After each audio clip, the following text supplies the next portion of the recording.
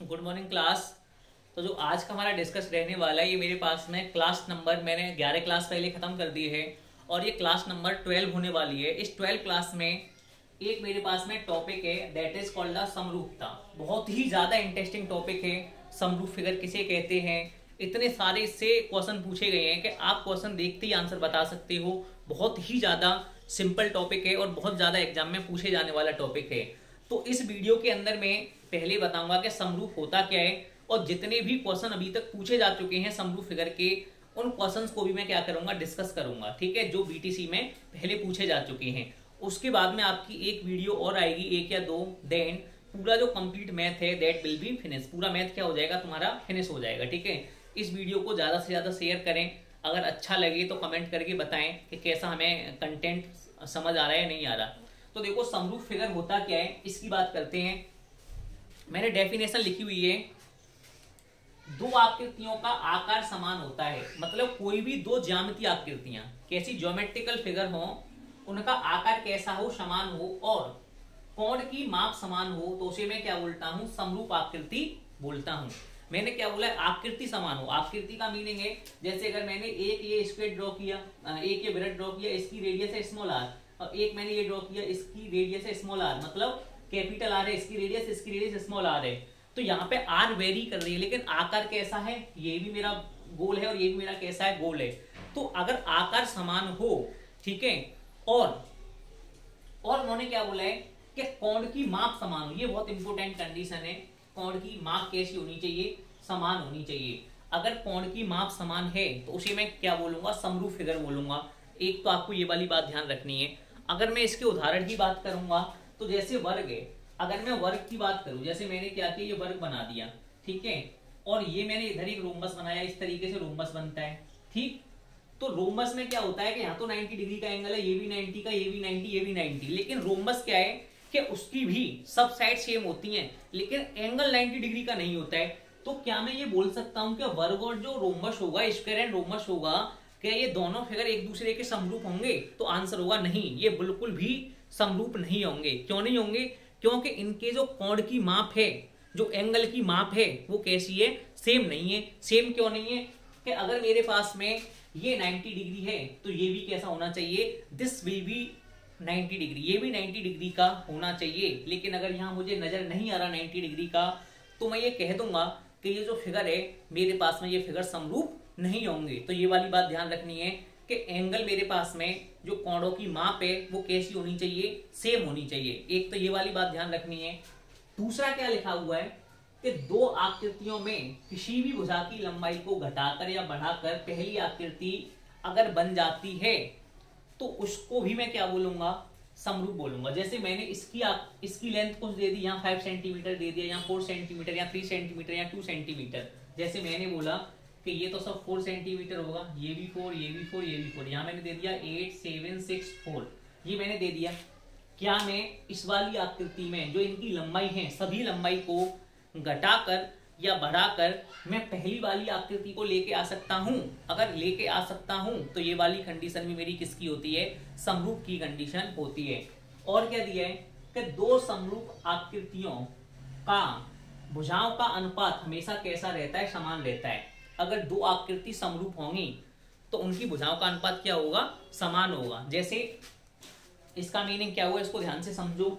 इसका मीनिंग ये हुआ, जो भुजाएं हैं उनका अनुपात क्या रहता है, समान रहता है। ये बहुत इंपॉर्टेंट पॉइंट है, ये बस यही आपको लर्न करना है। अगर ये इतना आता है ना तो कोई भी ऐसा क्वेश्चन नहीं होगा समरूपता का कि जिसे आप सॉल्व नहीं कर पाए। जैसे मैंने बोला, दो मैंने स्क्वायर बनाई, एक मैंने ये वाला स्क्वायर बनाया, इसकी साइड मैंने ली 2 सेंटीमीटर, ये भी 2 सेंटीमीटर, 2 और 2 सेंटीमीटर। एक मैंने ये वाला बनाया, ये भी है, ये 4, ये भी 4, ये भी 4, ये भी 4, ये वर्ग है, ये भी स्क्वायर है और ये भी मेरे पास में क्या, स्क्वायर, दोनों वर्ग हैं। अब मैंने बोला कि इनकी भुजाओं का अनुपात सेम रहता है। जैसे मैंने इन दोनों भुजाओं का अनुपात निकाला, 2/2 कितना आया, मेरे पास में 1 आया। इन दोनों भुजाओं का अनुपात निकालूंगा, 4/4 मेरे पास में क्या आया, 1 आया। तो अगर ऐसी कंडीशन कहीं भी आती है कि भुजाओं का अनुपात अगर सेम है तो उसी में क्या बोलता हूँ, उसी में समरूप फिगर बोलता हूँ। बस समरूप में यही समझना है आपको, कोणों की माप समान हो और उनकी जो भुजाएं हैं उनका अनुपात समान हो, उसी में क्या बोलता हूँ, समरूप आकृति बोलता हूँ। अगर इतना समझ में आ गया तो मैं क्वेश्चन के थ्रू आपको बताऊंगा, कम से कम 2 से 3 क्वेश्चन लेके बताऊंगा मैं। और वो क्वेश्चन क्या करेंगे, जैसे एक क्वेश्चन तो मैं अभी बताता हूँ समरूप का ही। जैसे क्वेश्चन कैसे पूछे जाते हैं समरूप फिगर के, बहुत ही सिंपल क्वेश्चन आते हैं। जैसे मैंने क्या किया, एक यहाँ पे ये आपके पास में ट्राइंगल है, ये वाला, ये है यहाँ A, this is the B and this is the C. और एक ये तुम्हारे पास में ट्राइंगल है, यहाँ पे ये दे दिया P, this is the Q and this is the R. तो हमें पता है, देखो ये एंगल कैसा है मेरा, सेम है, ये भी एंगल, सब एंगल मेरे पास में कैसे हैं, सेम है, कोणों की माप समान है। तो मैंने बोला कि अगर ये मेरे पास में 4 सेंटीमीटर है, इसको मैंने x मान लिया, ये मैंने मान लिया 6 सेंटीमीटर और इसको मैंने मान लिया 8 सेंटीमीटर। तो मैंने बोला कि अगर ये दोनों फिगर, मैंने ऑलरेडी क्वेश्चन में बोल दिया है, क्वेश्चन किस तरीके से आएगा, क्वेश्चन इस तरीके से आएगा, दोनों त्रिभुज समरूप हैं। दोनों त्रिभुज कैसे हैं, समरूप हैं। जब दोनों त्रिभुज आपके समरूप होंगे तो इसका मीनिंग क्या हुआ कि जो इनकी भुजाओं का अनुपात है वो क्या होगा, सेम होगा। तो अगर मैं इस वाले ट्रायंगल की बात करूंगा, ट्रायंगल ABC और ट्रायंगल PQR, तो अगर मैं इनकी भुजाओं का अनुपात निकालूंगा तो भुजाओं के अनुपात का मीनिंग ये हुआ कि जैसे मैंने लिया यहाँ पे BC और ये मेरे पास में क्या है AB, मैंने ये ले लिया, कोई भी ले सकते हैं, मैंने BC लिया अपॉन में AB लिया, इस ट्रायंगल की ये वाली भुजा ली BC और ये ले ली AB, BC अपॉन AB क्यों लिया, क्योंकि इसमें x आ रहा है, इक्वल टू वही सेम भुजा मैं यहाँ लूंगा, यहाँ मैंने लिया QR और यहाँ मैंने ले लिया PQ।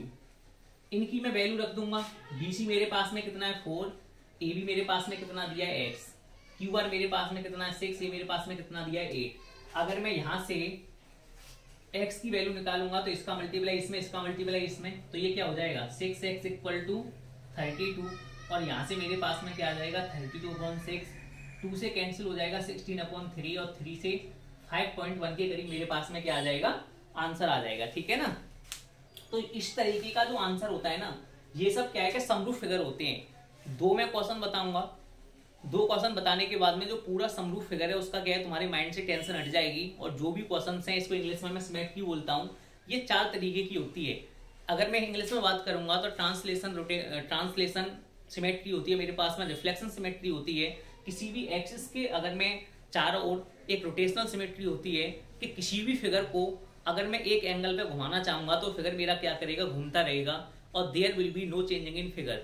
तो इतना सिलेबस में है ही नहीं, तो हमें पढ़ने की नीड नहीं है। ठीक है। एक मेरे पास में, इसको मैं हिंदी में घोड़ी समरूपता बोलता हूँ, एक को मैं परावर्तक समरूपता बोलता हूँ, एक को मैं अनुवाद समरूपता बोलता हूँ। अनुवाद का मीनिंग क्या है, ट्रांसलेशन। जैसे अगर एक फिगर यहाँ था, अगर मैंने उसको मूव करके यहाँ रख दिया तो उस फिगर में कोई भी चेंजिंग नहीं आने वाली है, उसको मैं बोलता हूँ अनुवाद समरूपता।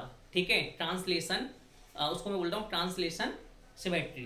एक मेरे पास में होता है रोटेशनल सिमेट्री। रोटेशन का मीनिंग है किसी को किसी भी एंगल पे घुमाना, उसी में क्या रोटेशनल सिमेट्री बोलता हूँ। तो ये चीज आपके सिलेबस में नहीं है। ठीक है। ये 4 तरीके की होती है, ये मैं ध्यान रखना कि समरूपता अगर आता है कभी भी तो ये 4 तरीके की होती है। अब मैं 2 क्वेश्चन बताऊंगा जो BTC में प्रीवियस ईयर में पूछे गए हैं, बताने के बाद पूरा जो समरूपता का चैप्टर है दैट विल बी फिनिश, वो फिनिश हो जाएगा। देखो 2 क्वेश्चन कौन से हैं।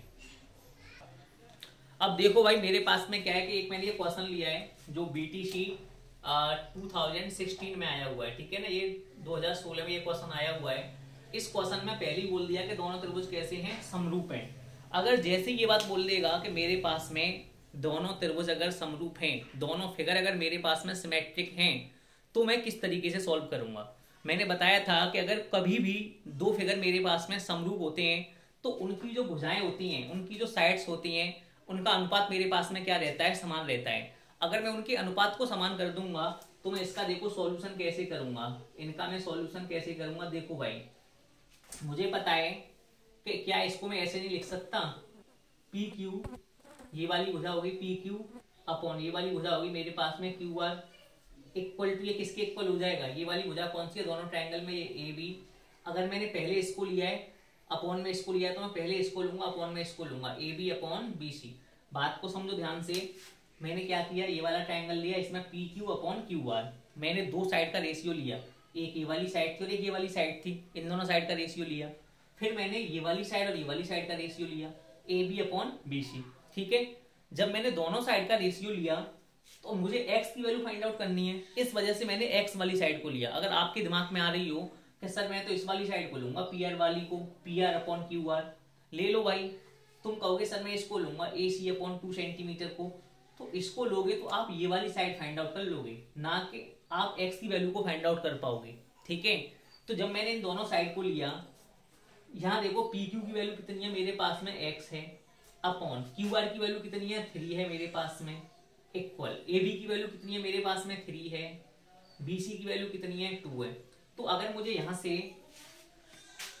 ये 2 हो गया, अगर मुझे यहां से x निकालना होगा तो x की वैल्यू क्या आ जाएगी, 3 इंटू 3 अपॉन 2, और यहां से आ जाएगा x इक्वल टू 4.5 सेंटीमीटर। तो जो x है ना हमारा, ये वाला x, ये कितना आ जाएगा, 4.5 सेंटीमीटर आ जाएगा। इसको मैं बोलता हूँ समरूपता। कितना सिंपल है, अगर उसने बोल दिया कि दोनों फिगर अगर मेरे पास में समरूप होने वाले हैं तो मुझे कुछ नहीं करना, बस मैं क्या करूंगा, इन दोनों को क्या कर दूंगा, मैं बराबर कर दूंगा। तो ये वाला क्वेश्चन आप ध्यान से करना। एक क्वेश्चन में और बताऊंगा, उसके बाद में पूरा समरूप का जो कंडीशन है, जो जितनी थ्योरी होती है वो क्या हो जाएगी, फिनिश हो जाएगी। देखो भाई ध्यान से दूसरा क्वेश्चन। अब देखो भाई एक ये क्वेश्चन मैंने लिया है जो 2020 में, इसको ध्यान रखना, डीएलएड 2020 में ये पूछा गया है। ठीक है, प्रीवियस ईयर है, PYQ प्रीवियस ईयर क्वेश्चन।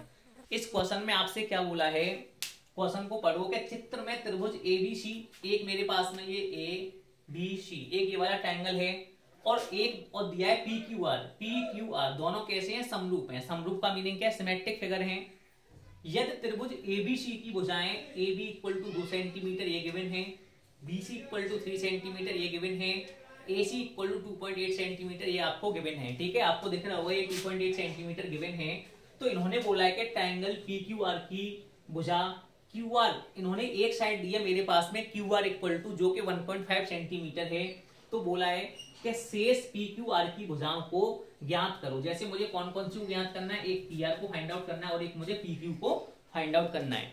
जब मैं इनका सॉल्यूशन करूंगा तो we know very well about it, if we have the symmetric figure then the ratio of the side will be equal, we know very well about it. Okay, तो अगर इनका ratio समान होगा, तो अगर दोनों फिगर समरूप हैं, तो समरूप का मीनिंग क्या है, समरूप का मीनिंग भाई साहब मेरे पास में ये हुआ कि अगर दोनों त्रिभुज समरूप हैं तो मैं कैसे करूंगा कि ए बी, मैंने एक साइड को लिया ए बी और अपॉन में क्या आ जाएगा पी क्यू, ये दोनों लिए A B upon P Q, ये किसके इक्वल होंगे, मैंने एक साइड लिया B C upon Q R, मैंने रेशियो निकाल रहा हूं। ठीक है, अपॉन और मैं क्या लूंगा ए सी, ये वाला ए सी हो गया, अपॉन ये किसके इक्वल होगा, पी आर के इक्वल होगा। देखो भाई यहां तक कोई डाउट किसी को, मैंने कुछ नहीं बोला, मैंने क्या किया है कि ये वाली साइड ली ए बी और ये वाली साइड ली पी क्यू, इन दोनों साइड का रेशियो। ठीक है, सिमेट्रिक फिगर है, दोनों साइड का मुझे क्या निकालना है, रेशियो निकालना है। कैसा होना चाहिए, जो अदर साइड है उनके समान होना चाहिए। फिर मैंने दूसरा साइड लिया ये वाला बी सी और ये लिया क्यू आर, तो B C upon Q R. ठीक है, फिर मैंने ऊपर साइड लिया ए सी, नीचे वाला लिया पी आर, तो ए सी अपॉन पी आर ये मैंने लिया।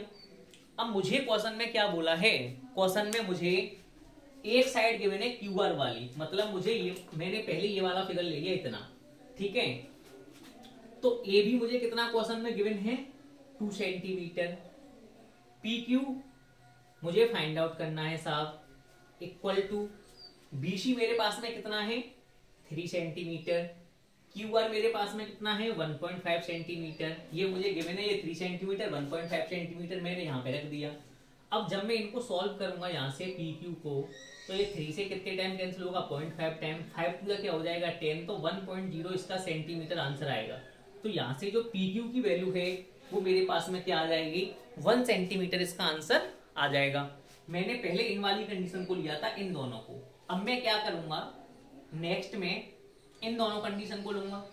तो ये मेरे पास में था B C upon Q R equal to A C upon P R, ये वाली कंडीशन में लूंगा।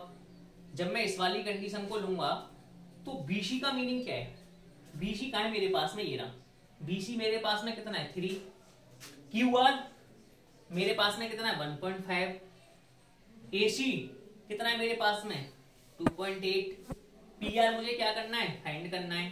भाई निकाल लो यहाँ से वैल्यू पी आर की, जो पी आर की वैल्यू होगी वही मेरे पास में क्या है आंसर आ जाएगा। तो निकालो पी आर की वैल्यू, यहाँ से कैसे निकालेंगे, पी आर इक्वल टू क्या हो जाएगा 2.8 इंटू 1.5/3, 3 से कितने टाइम 0.5 टाइम, 1/2 40 की 0 हासिल लग जाए, 5 10 और 4 14।